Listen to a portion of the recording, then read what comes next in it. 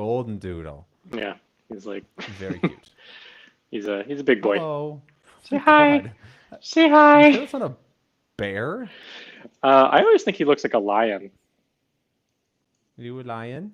God, Yeah, look at those big old ears. he's so big. Like I can take them and like cover his entire face with them, which I do often.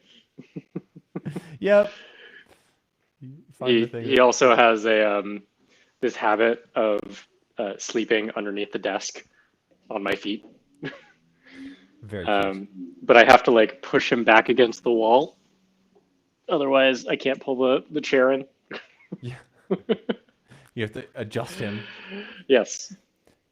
I think he likes to be on my desk often, typically towards the end of the day. Hmm. And he'll very frequently just like want to be on my mouse arm. And I'm like, I'm still working, my guy, please.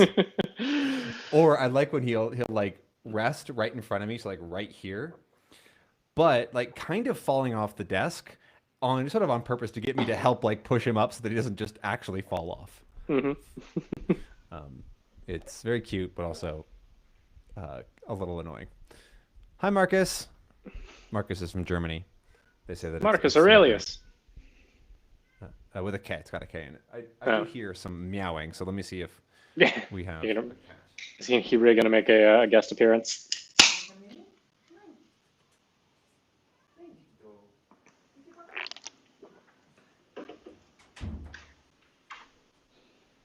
He wanted to come in, but not if the door was shut.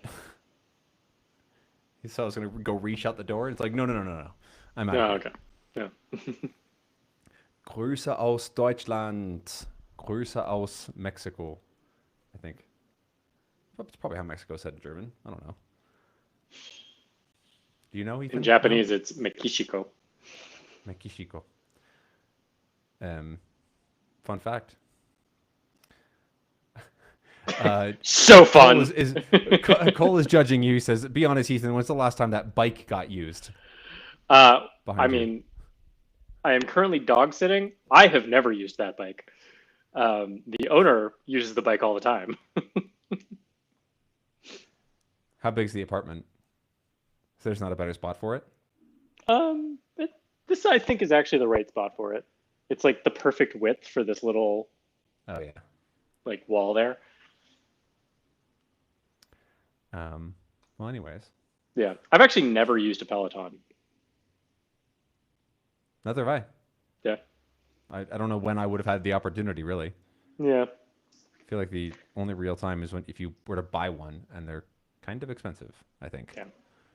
Also, the reason I've never used this one is because she has her like lock-in shoes in it. Oh, They're not like normal pedals, and so I obviously do not have shoes for that. I've used my dad's bike sometimes when I go back and visit, and he also has like those uh, lock-in shoes, and so I had to Mhm. like use the weird The funny clip-in little ones. pedals. Yeah. Yep. This monitor is a very retro monitor that I got at a Ciber, and it is cool. It's so heavy. It is Yeah. really really heavy. It Yeah. only has VGA, and it like the swivel thing here. It's like Huh. that. It kind of looks like the I don't know if you old can see that, but iMacs. what was that? It kind of looks like the old iMacs before they just became like just the screen.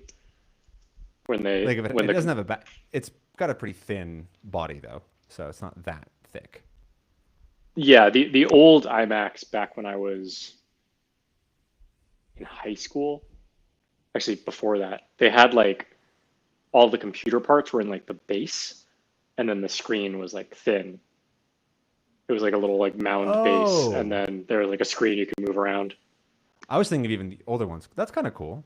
Yeah, No, this is just a there were screen. even It's older really ones. heavy. It's not great, Yeah, but it's cool. It's VGA going back in the day. it is not a nice monitor, but I think it looks cool. It's got a Hmm. crack in it, or I guess it's like dead pixel zone, um, and it's a what's 9:13 ratio or what's the It's 4 by 3 is relatively the old one. 4x3. That's probably what it is. Yeah. Probably not 9x13. Yeah, I think Yep. it's 4x3. Mhm. It's cool. Um, anyways, No. those are not language learning related questions, but technically they are questions. This is a Q and A. Yeah. Are We've done you our duty. since it's a end of the day on a Friday or a Thursday, are you imbibing? I actually have no beer in the house. Okay. I do have a little bit of booze left, but I just haven't bought anything for You're not just gonna sit on like a screen with like a year. bottle of tequila. I could, but that bottle of tequila is from New Year's of 2022 or something. Hey, But I tequila doesn't go first got bad. here. It does. It No, does it doesn't. actually. Oh, it does? Well, uh, alcohol will go bad if it's in sunlight, and Oh, tequila is often in got a it. clear bottle. Hmm. So I had a bottle of rum that sat in the sun for a little too long, and I tried to drink it one day. I was just like, couldn't do it. It just tastes like pure ethanol. Oh, yummy. Yeah, it was not good. Okay, Cole has another great leading question. What's your favorite beer, Ethan? I'm literally drinking it right now. Mind Haze Yeah, Firestone IPA. No, the Firestone hazy Mind Haze IPA. IPA. Yeah, Yum. Firestone is the brand, but it's just I tend to find that like a lot of IPAs have a lot of bitter tastes into them I because like that. obviously they're very hoppy. And there's this weird thing where it's like if it's just bitter, it's fine, and if it's just the sweeter, smoother side, it's fine. But when they're mixed together, I really hate the flavor. And some IPAs like mix them together, and I don't like it. But this one is like just the sweeter, smooth part. So it's Mm, like not super hoppy, and it's so easy to drink. Um, yum. and every time I buy it for people, they're like, "Wow, that is very easy to drink." Dangerous. Um, I I also am from the West Coast and like IPAs as well. But it's really hard to find good IPAs here. They're all imported. There's like one local IPA that I like. I thought there was. Um, Didn't we drink some IPAs when I was there? It was like a local Mexican brand. That yeah, I think it was that one. was that one. Okay. I'm pretty sure. It's very good. But I also just haven't really been drinking much beer because I'm thinking of my Czech trip, and I'm probably going to Mhm. drink a lot of beer there because That's true. You got to I build was up. You got to. prep my body for a little bit of imbibing because it is, um, it is, I think it is the country with the most beer consumption per capita, Yeah, but definitely in Europe. I'm pretty sure it's the whole world, but but it's got to be definitely in like Europe. weak beer, right? It's not super strong, Yeah, no, and also it's Pilsner mostly, like right? from Plzen, but it is also usually a lot of foam. Like Mm. like a liter of beer is usually like half and half. Um, but it's also still like double Germany's amount. So like that doesn't Okay. necessarily explain everything. There's a lot of beer drunk. Yeah. Okay. The average is like 2 liters per person per day or something like that. That's Um, too much. yeah, it's a lot. Let's drink it just Um, out of water. Yeah, I do have like my one memory from visiting the Czech Republic is with my family when I was like 13 or 14 is seeing prices and like water is more expensive than beer. Mhm. So I'm really excited to What's drink Czech beer a lot. what's the Ben Franklin quote? Um, in beer there is freedom, in water there is bacteria. I'm sticking with that. That sounds good. I like it. Um, and yes, Marcus, Corona is quite common here.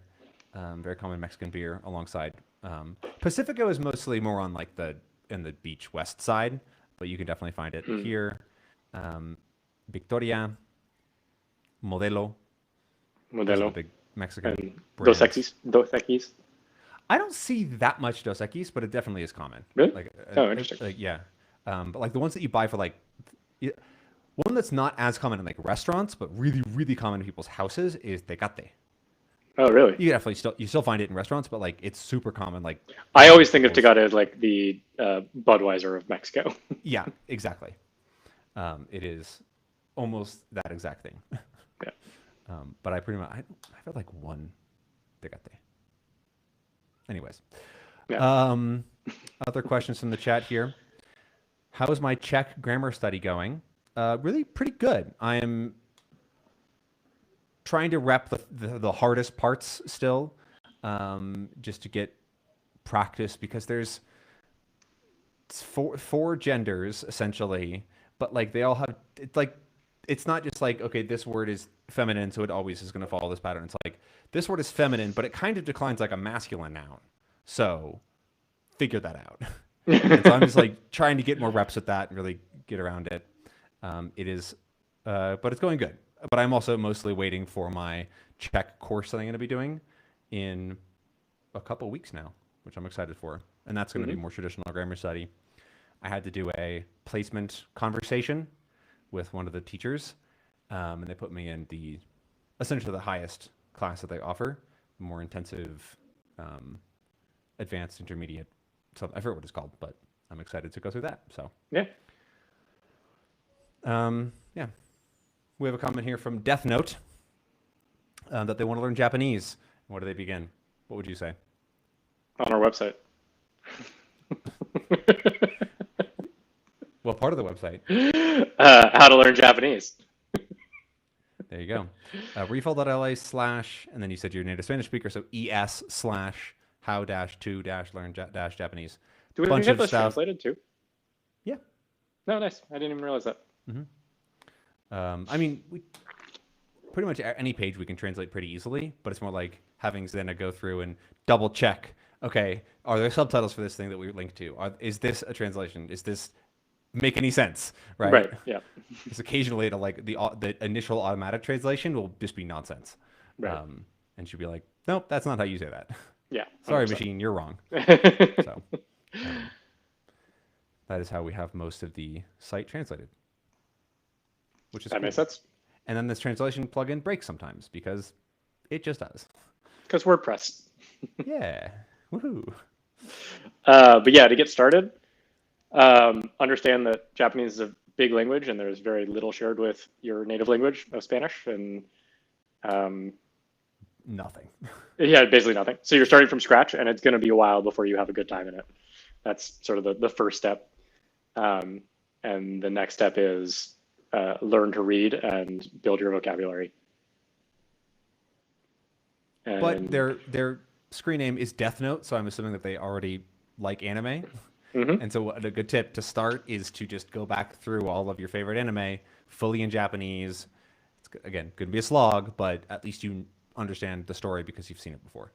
So yeah, and in the first few months, you're not going to understand anything. So understand that like the role that the anime plays, the role that the anime plays in that is to reinforce what you're learning through your flashcard study. Everything that you're learning in the flashcards, whether it's vocabulary or kanji or characters, the kana, you take whatever you're learning out there and you go into your anime and you use the anime to reinforce everything. So if you're studying kana, then you should be reading kana in the anime. If you're studying kanji, you should be looking for that. If you're studying vocabulary, you should be looking for those words. Because most anime, the easiest possible anime out there is probably Pokemon, and that still has like 2,200 unique words in it. And so you're not going to start having a good time until you know about 2,000 words in terms of like understanding anime. Comprehensible input is obviously much, much easier, but some people don't like it. So, you know, you might start having a good time with comprehensible input at 500 words or 1,000 words, but understand that it's a long process. And in the initial phases, comprehension is going to be outside of your possibility. I will jump in and say that according to JPDB, the Japanese database, which has a bunch of anime and stuff and other materials, and it like ranks it by difficulty. The easiest anime on here has 2,200 words, like you said, and it's not Pokemon actually. It is Karakai Jozu no Takaji-san. I don't know in Japanese, so I don't know, but it is the easiest here, and it still has 2,200 words. So Yeah. It's a lot of words.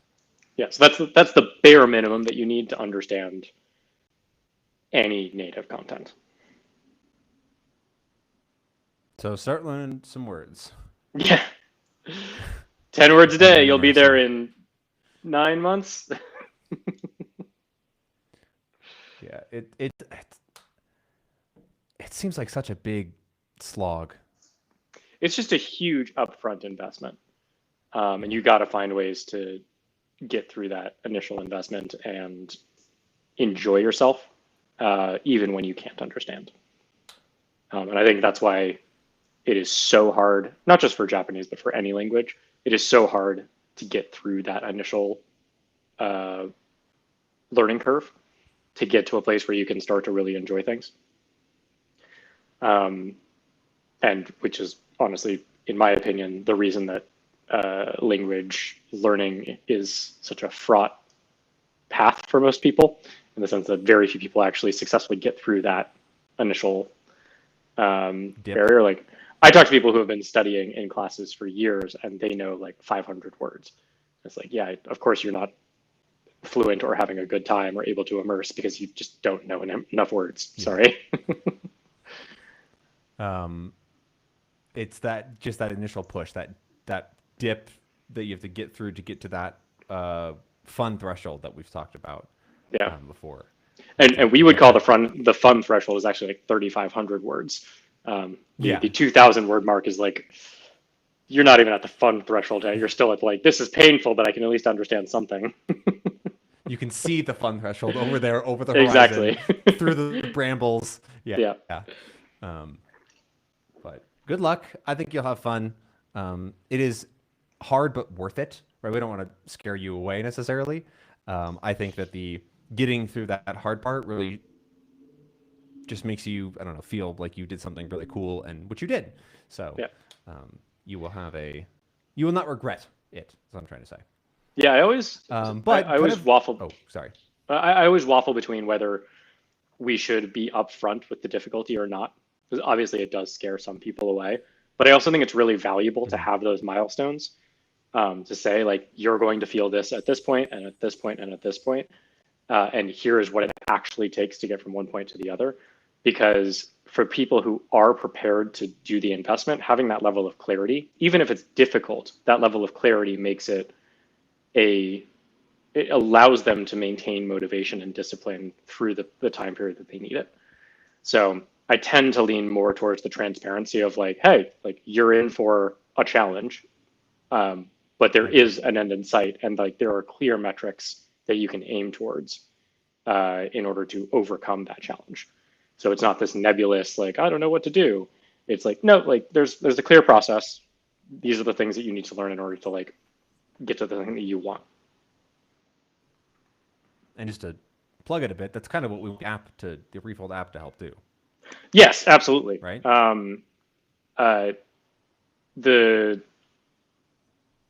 we just changed the website on Monday, because we really want to position ourselves as essentially a personal trainer for language learning. So the idea being that, in fitness, when you're not sure how to work out, you're not sure how to accomplish your goals, you go to a personal trainer who crafts a plan that is personal to your goals, your interests, and your time constraints, your ability level currently, and then trains you on like how to do those things and holds you accountable to that path, but gives you clear metrics and guidance and tracks you. And we've done that with our clients, but we really want to, in order to scale it up, we have to do it with software. And so right now, with the app, like, it is in essence just a time tracker currently, and some people love that. Other people are like, this is just Toggle, but a little better because it's language learning. And it's like, yes, that is the purpose of the app currently, but the future of the app is that this will become a personal trainer for people, so that it will show them the milestones, it will show them what they need to work on now and how far they have to go in order to accomplish the next level, and what that next level is going to feel like. So giving that clarity and holding people to their goals, and really customizing and personalizing it um, to their language learning journey, so that every single person has their own study plan that is most impactful for them. is what we are trying to build with the app.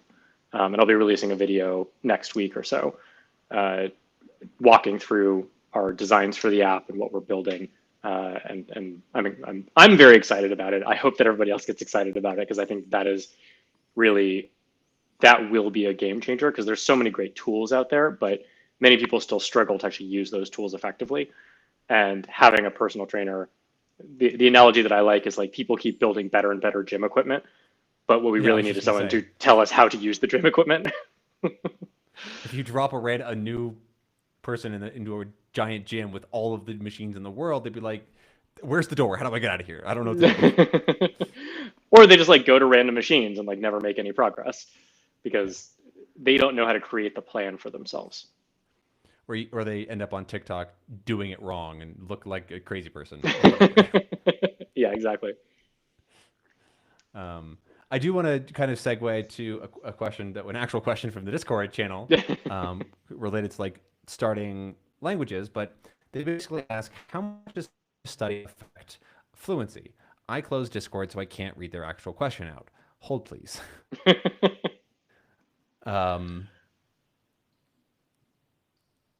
Ben, FYI, your quality and audio is like dropping out a bit. I'm not sure if it's happening on YouTube or if it's just for me.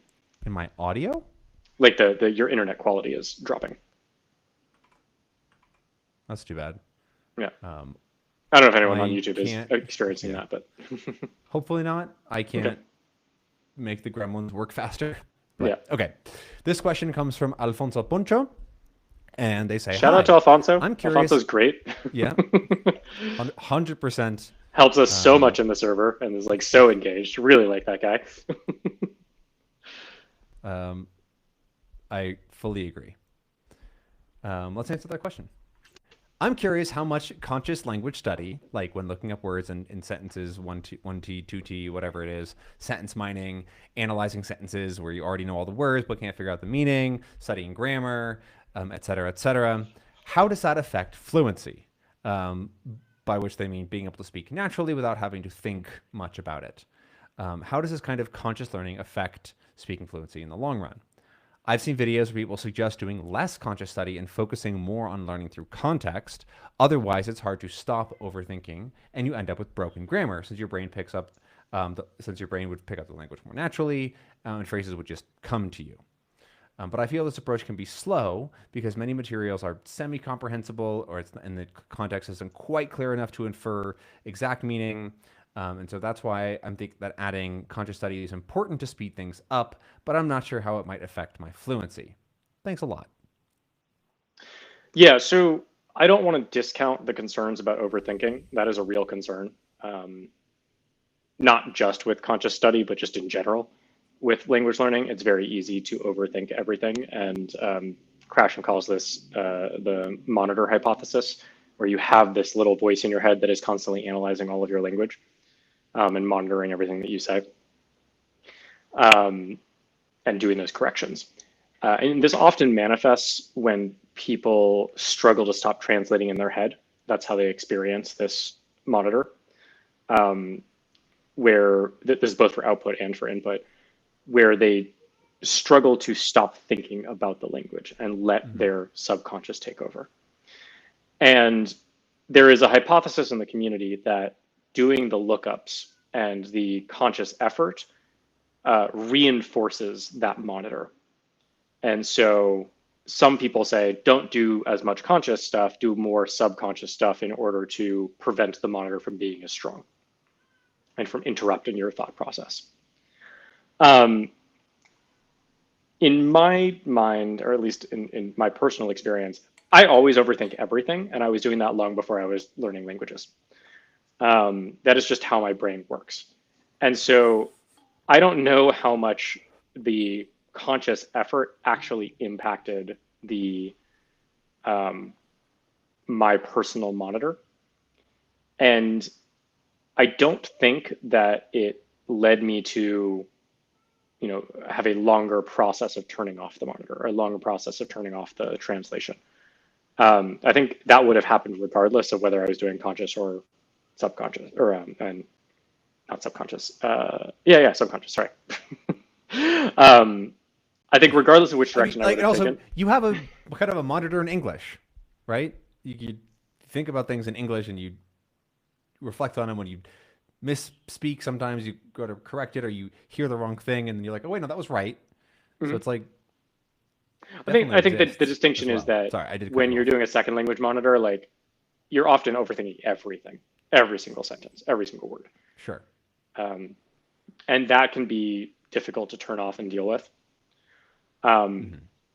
but this is why we have these two different modalities of immersion, where we have the conscious study intensive version where you are doing all the lookups, and then you have the free flow version, which is meant to train your subconscious. Because the conscious study is what pushes you outside of your comfort zone and allows you to learn new things. Whereas the free flow is what allows you to cement those new things into your subconscious. And that doesn't mean that you won't have to fight against the conscious monitor at some point, but over time, you will reach a point where your subconscious is strong enough to take over so that you don't have to think about it as much. And for some people, that happens automatically without effort. And then a lot of other people have to do it on purpose, where they have to let go of the conscious monitor and allow their subconscious to take over. And that is honestly more of a practice of mindfulness and meditation, and then it is language learning, of letting your brain do what it is meant to do and accepting that you're not going to understand things for a bit while you let it take over. But yes, I would not recommend Hmm. only doing conscious study. I do think the subconscious study is necessary. Uh, but I would also not recommend only doing the subconscious study because it is uh, very slow and most people never really get that far with it. So everything in Yeah, I pulled moderation, up everything in my balance. check time in the oh yeah, to go on the balance thing, I pulled up my check time in the Refold app because we have this breakdown if you have your time tracked. And at the very bottom of the reports tab, there is you can see your graph of how much free flow, interactive, and preparation you've done. And so you can see that my free flow amount, I think it's not reversed in the video, but I've done a little over half of my time has been free flow. About a third has been preparation, and then the rest, so whatever, 15-ish% um, has been 1/6. That's what it would be. No. Yeah. Sorry, What are I'm the getting distracted. percentages? 54% Um, on free flow. What else? yeah, about 55, 31, 15, we'll say. Okay. So mostly free flow, but still a very good chunk is interactive or preparation. So like that sort of more conscious side of things. I think Yeah, you I essentially have a wish I 50-50 did a split there little bit more between. interactive. Yeah. Sorry, there's a very Sorry, long I'm a delay little between delayed. us right now, and I'm not sure if it's your main. I mean, knowing our internet's probably both. It's different internet for me. Oh yeah, good point. Great. I don't know. Yeah. Anyways, yeah, about a So, 50-50 split between conscious and less conscious. all right. Yeah, so in Ben's case, the 50-50 split is between sort of the subconscious stuff and then grouping the conscious immersion and the conscious study together equates to the other 50%. And I think that's a pretty good balance um, for when looking at the entire process. When you get to the speaking level, that's where you will actually have to go through this process of turning off your conscious monitor again. And that is why at the beginning of the output transition, we recommend doing about 50 hours of speaking without correction, just to break your habit of consciously processing everything. Because as you know, as I said, like I naturally consciously overthink these things. Some people don't. Some people are like much more capable of just immediately jumping out and starting speaking without the without turning off the monitor. But for me personally, it is a more difficult challenge. And each person is going to have a different level in there, but 50 hours is sort of a good starter amount where it allows you to get into the flow of subconscious speaking. Cool. Cool beans. Again, we have a good segue to another question from Gurcharan. Sorry, don't know how to pronounce that. But they say, hi, I'm in Canada preparing for a French exam. They need B2 in everything. Listening, speaking, reading, writing. Their listening and reading has improved a lot, but writing and speaking is still very hard. They have a lot of mistakes. Grammar classes have 2,600 words in Anki. They're reading for 2 or 3 hours a day, watching movies with Language Reactor. Comprehension is decent, but really struggling to speak and write naturally. What would you do to help me in my place? Thanks a lot for your videos. Yeah, so Thank you for your question. when it comes to exams, it's really important to understand that the default Refold methodology probably is not the right approach for trying to pass an exam. The approach of really focusing exclusively on understanding and then switching over to speaking at a certain point. Most exams are structured to have all 4 core skills as you're measured against all 4 core skills, and you're supposed to achieve the level in all 4 core skills before moving on to the next level. Which is a very different mentality than what we propose, which is essentially getting your listening and reading up to like a B2 level before even bothering to start with speaking and writing. So if your aim is to go for an exam, it is probably the right choice to integrate speaking much, much earlier and get that speaking practice in on a regular basis, because that will allow your speaking and writing to at least keep up decently with your comprehension. Your comprehension will still much outpace everything else, just because it's a less stressful and honestly an easier part of the process. Yeah. Takes an enormous amount of, I would say, more time, but it is a less stressful, it's less stressful time, less effortful. So in your case, I don't know how much time this person has. Did they mention that in the question? They didn't, but Okay. they said preparing for, so I would just assume a couple of months. Sure. And you broke up a little bit when you described it. What would they say that their reading and comprehension level is? They didn't specifically say it. They said it's decent, but it sounds like they're closer to that. They did say that they have 2,600 words in Anki, so they maybe know, assuming that they get the cognates from English, probably approaching 5,000 words known. Yeah. So likely their comprehension is already at a B2 or almost at a B2 level. Maybe, let's say like high B1, low B2, somewhere in there. Yeah, sure. So likely they could pass the listening and reading sections of the test already. Yeah, they clarified they have 5 months and they have about a B1 comprehension. It would be B1 comprehension, and they have 5 months until the test? Yes. Okay. So what I would probably start doing is start doing the speaking and writing a little bit. If you have, if they're doing like tutoring sessions, an hour once a week of tutoring, and for the next like month, and then start going much, much harder on the writing and speaking to really build up the level. Try and fill some gaps, learn as much on the reading and listening comprehension as you can in the next month, and then integrate more writing and speaking.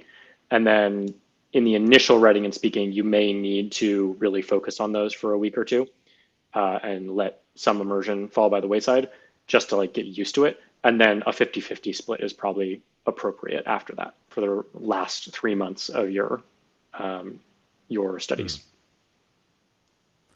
I would also add in that you should definitely look at the test requirements of what you need to do to pass a B2 level in speaking and writing, because you can see sort of basically what they're grading on, what they're looking for.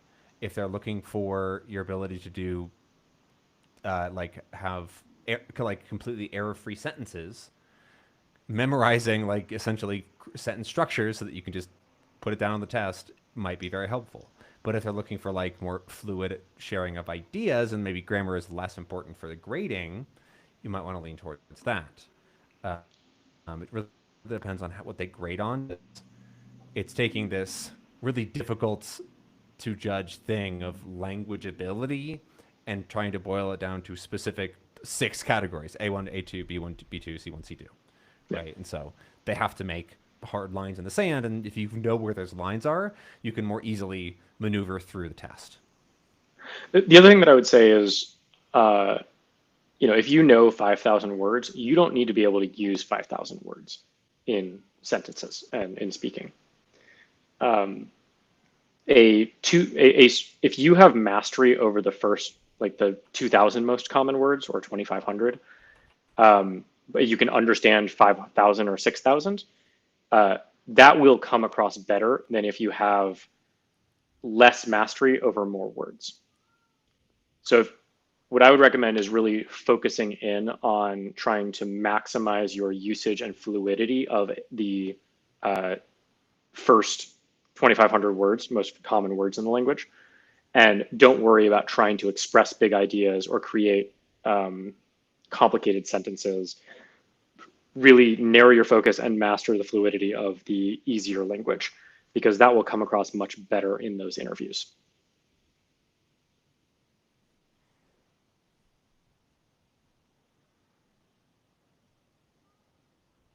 Great. Good answer. My internet is a little bit dying. Yep. I have 3 MB down right now. That is very small. This is very obnoxious because my internet's usually fine. Yeah. So, apologies if I am grainy. Would it make sense for you to turn off your video, or do we want to leave it on for the recording? I'll just leave it on. Okay. I think it's probably going to come back in a second. It fluctuates. Yeah. So let's get on to another question here. We're going slower. Like we didn't have many questions, but people have been asking in the chat, and so we've got plenty of questions. Got a quick one here from Dion Okeke. That asks, looking at the Refold website, do you guys still offer live coaching sessions one-on-one? I'm not seeing that anywhere. Yeah, so we actually stopped that about a year ago, but we're doing it again. We're launching that like next week. So if you check the website next week, it will be available. We have to like reset up all the infrastructure for it. But Clayton will be taking clients starting next week. And if you want to get started now, feel free to email support at Refold, and Clayton checks those. So you can talk to him directly. The secret tech. Mm-hmm. Cool. We have a question here, which I actually also sort of saw in the chat, so we'll double up. And the question is, more interactive listening or interactive reading? I've been doing lots of interactive listening and some free flow as well, and ready to expand my vocabulary more. So should I do listening, basically should I do more interactive listening or more interactive reading? I don't think it's an either or. You can learn new vocabulary from either of those. Reading is faster. You'll encounter a lot more words if you're doing interactive reading than interactive listening, just because interactive listening takes a lot more time, because you have to do the entire process of reviewing sentences and reviewing the audio of each sentence. But it's not a hard and fast rule. I don't know if I agree with that. Because for me, when I'm doing intensive listening and I get a sentence, I move on. I don't have to check it because I know what they said. It's only when there's like some ambiguity, or I don't hear exactly, or I don't know the word. And if I don't know the word, I can sentence mine it from there. Sure. But there are plenty of sentences where you do know all the words but can't hear it. And for those, you're listening to it repeatedly. And even if there is a word that you don't know, you're listening to it repeatedly before you check the sentence. So that adds an extra 10, 15 seconds on each of those sentences. I guess, but yeah, I guess you're right. Just in general, because if you just read it, it'd be the same thing, but there isn't that step of also not hearing something. Yeah. Yeah. Yeah. Interactive listening is a multi-step process that includes interactive reading at the end of the process. Right. Yeah. So it is sort of up to you which direction that you want to pursue. You can get 10 new sentences with 10 new words in it, regardless of which method you choose in your sentence mining. I think people who are more worried about accent and more worried about their listening should do interactive listening, and people who are just want to like build up their vocabulary as quickly as possible should probably do reading, just in terms of efficiency. But again, not a hard, fast rule. You can switch between them. You can do one for 1 month and one for the next month. There's no. I'll also say that if you want to do free flow reading generally is easier to pick up new words than free flow listening. So if you wanted to like incorporate more just free flow reading books, so maybe even if they're easier, that can be a good way to pick up new words and then have your listening practice still like be there, but be more intensive. But it's sort of like pick something that works for you. Make sure you're coming across enough words to learn them, probably sentence mind them, because that's really how you're going to grow more quickly your vocab. Yeah. It just becomes a question of like, do you want to do this in 2 phases of first learning the word through reading and then learning it through listening, or do you want to do it all at once? Why not both? And I think that's very dependent on the person and what they like to do and what they specifically care about.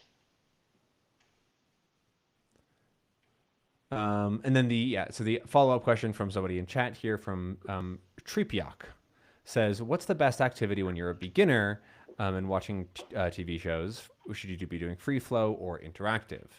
And then what's the best when you're advanced? Yeah, so I'm actually writing a post about beginner immersion right now.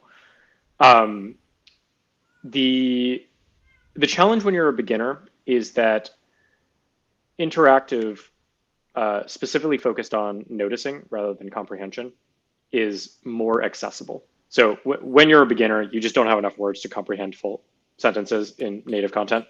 So your options are to choose content that is easy because it's comprehensible or simplified, or to go with harder content and not try to aim at comprehension of full sentences. Instead, try to aim at comprehension of individual words. So change your mentality about what you're focused on.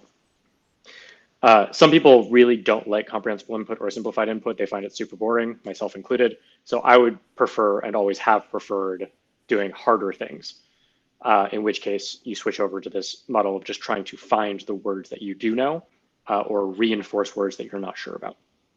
And interactive is better at reinforcing the things that you know. The problem is that interactive is very time intensive and very exhausting. And as a beginner, you also don't have much endurance for these things. So in terms of language learning, interactive is going to be more impactful for your ability, but it is also going to wear you down very quickly. And so getting free flow is a way for when you are tired, when you are struggling with continuing to do the interactive, the harder things, free flow can be an alternative that is a little bit more restful and still reinforces what you've been learning. So again, like I answered in a question earlier, it is important to do both of them. But as a beginner, I would try to do as much interactive as possible, as much as your endurance can stand. But don't get to the point where you're burning out. If you find yourself getting to a point where you're burning out, integrate more free flow in order to give yourself a rest. Cool, good answer. And then as an advanced learner, you probably at that point want to make up for the additional interactive time with good, solid free flow of understanding content, really solidify your abilities, and that sort of thing. Yeah, as an advanced learner, you're switching from a place of pushing yourself outside of your comfort zone and outside of your boundaries to solidifying everything that you already have to make it automatic.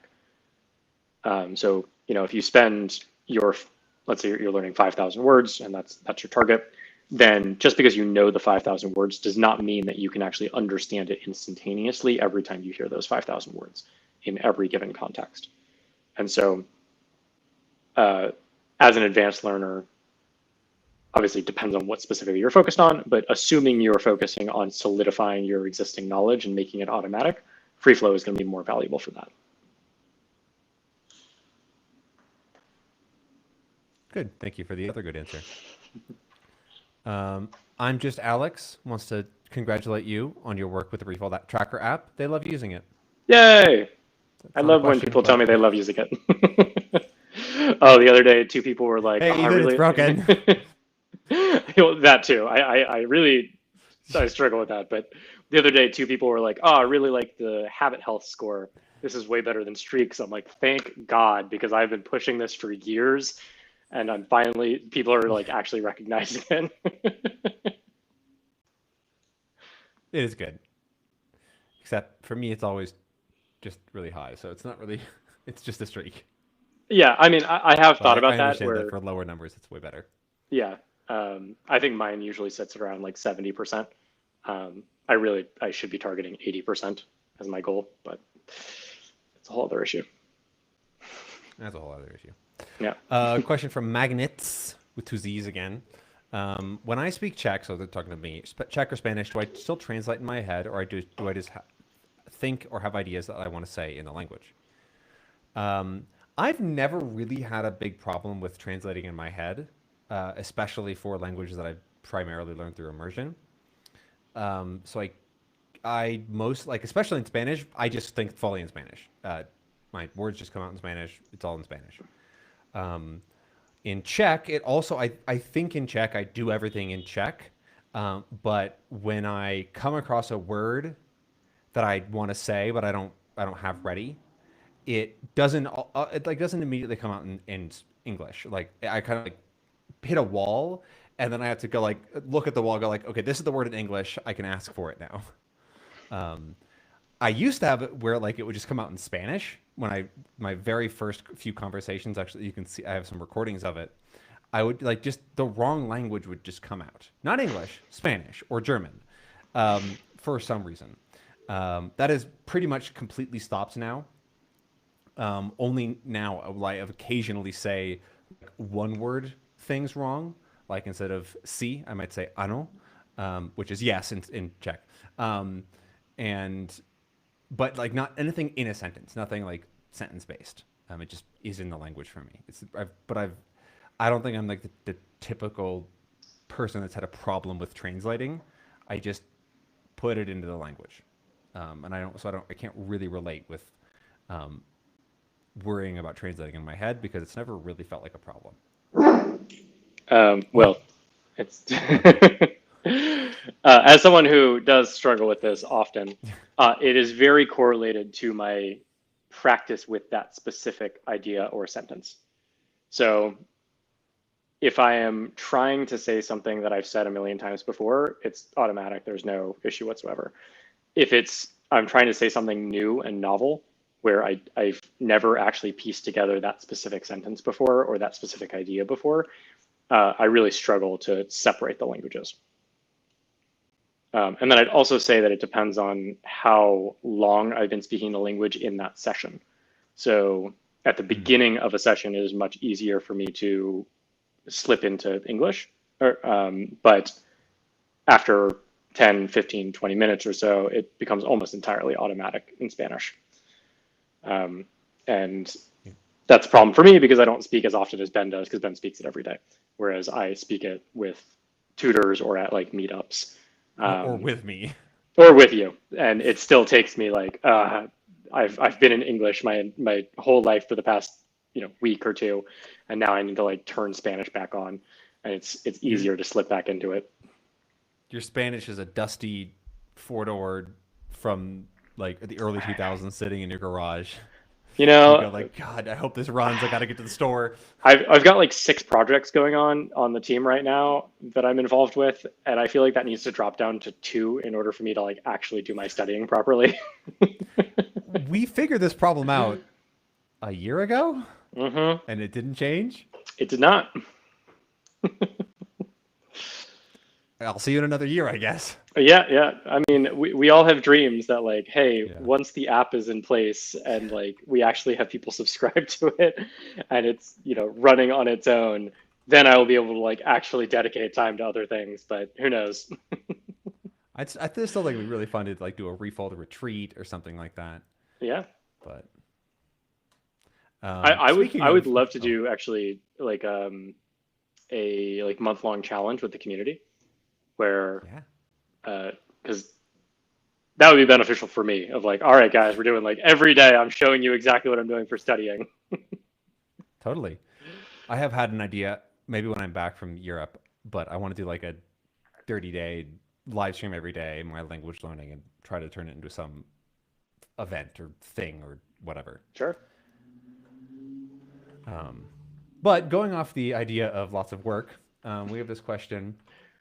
I'm using streamer mode, so I can't actually read their full username, but it's just R on my screen Okay. right now. And they ask, why hasn't the Refold roadmap been updated since the video, How to Actually Learn a Language, Refold Method Explained, which came out in 2024? How am I supposed to know when to move on from phase 3 to phase 4 and start focusing on speaking comfort if I want to follow the method as it's explained in the video? How good should my listening comprehension be before I start focusing on output? Yeah, so a couple different questions there. One is why hasn't the roadmap been updated? Because it takes an enormous amount of time to update the roadmap. For context, when Matt and I originally wrote it, I was working on it for like 50 hours a week for 4 months to write it. And Oh, so it's not just ChatGPT?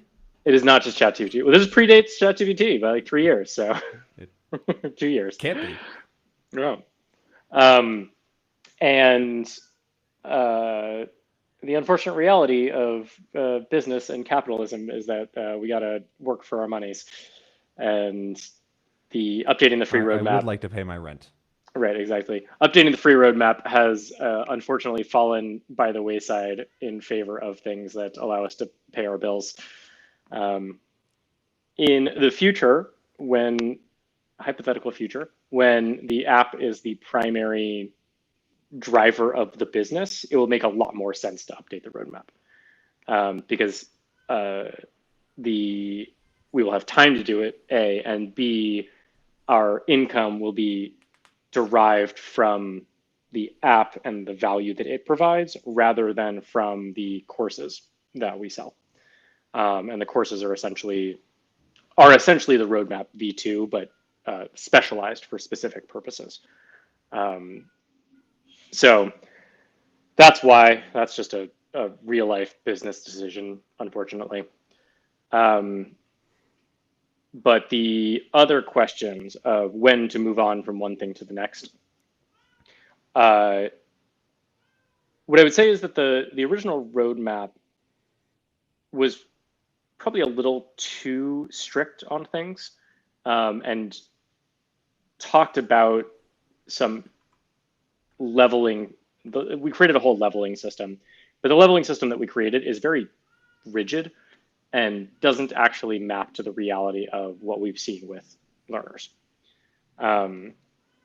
So for instance, we talk about like shadowing in stage 3, and the reality is that the vast majority of people really struggle with shadowing, and we've decided to just drop that from stage 3 and like move that into stage 4 because it is not actually that important in stage 3 when you're just building things up.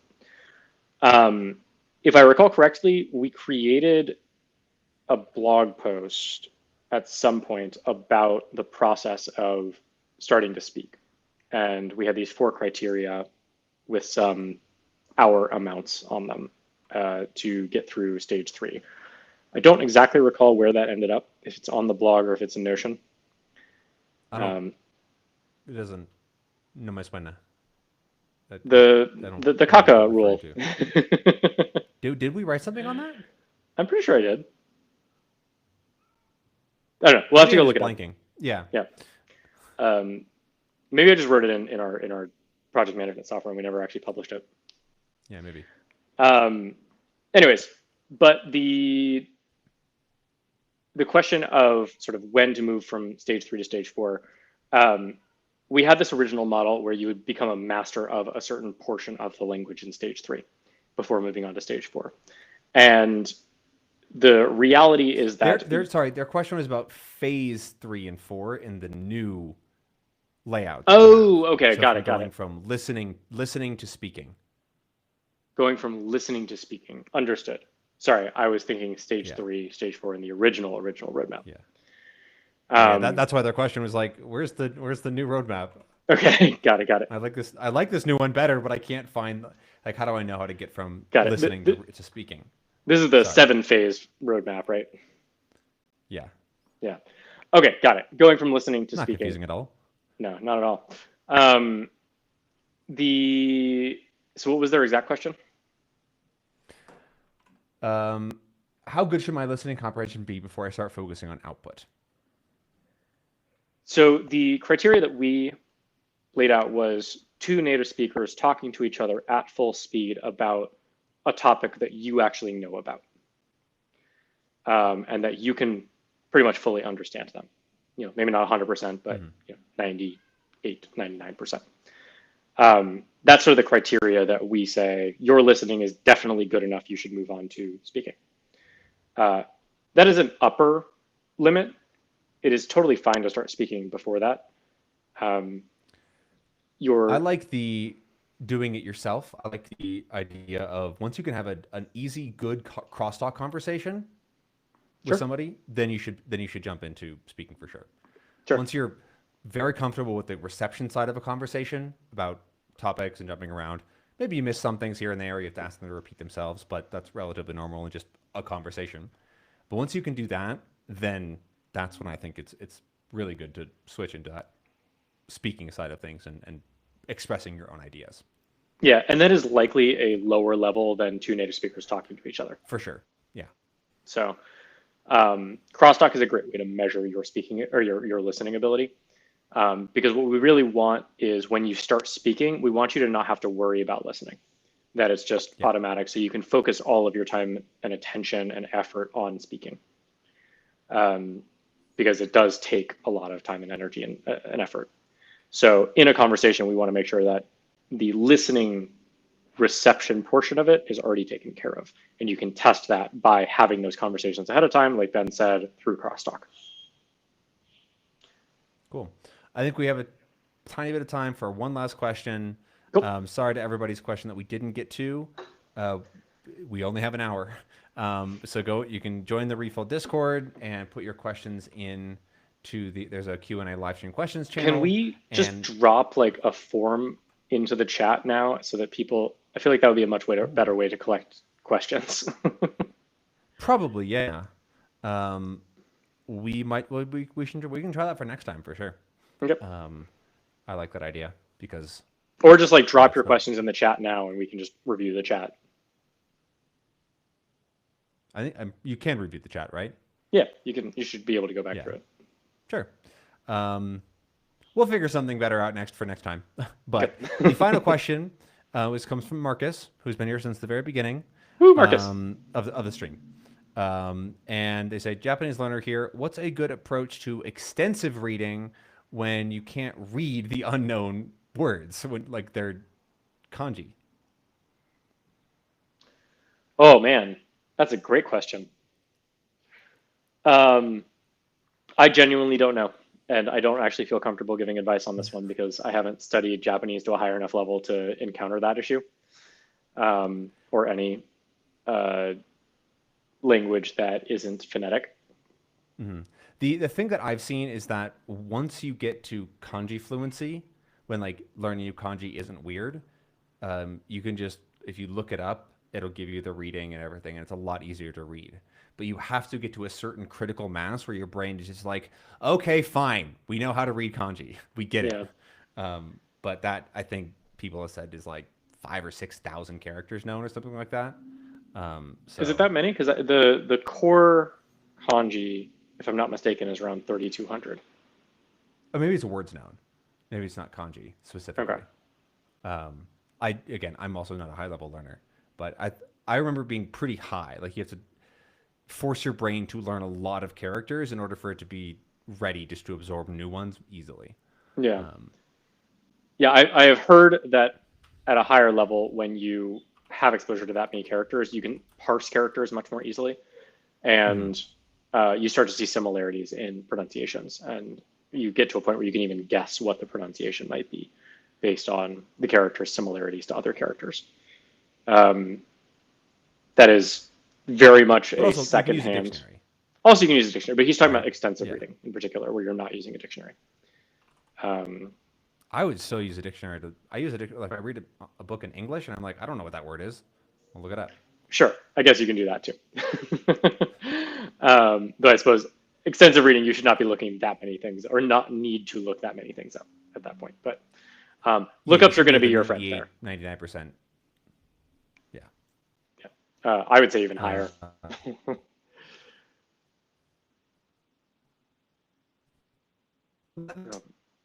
I think we.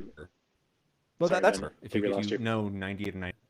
No, I can hear you. Okay, there you go. Am I through the veil? Am I here?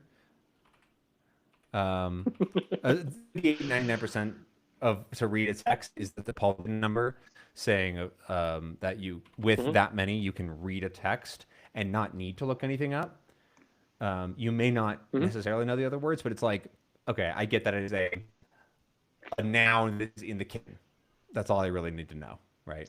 But that's where a dictionary can be helpful. Yep.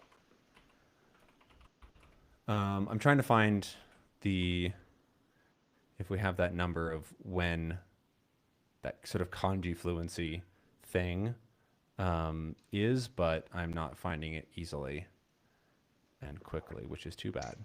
All right. Well, we'll have to find it and then post it somewhere.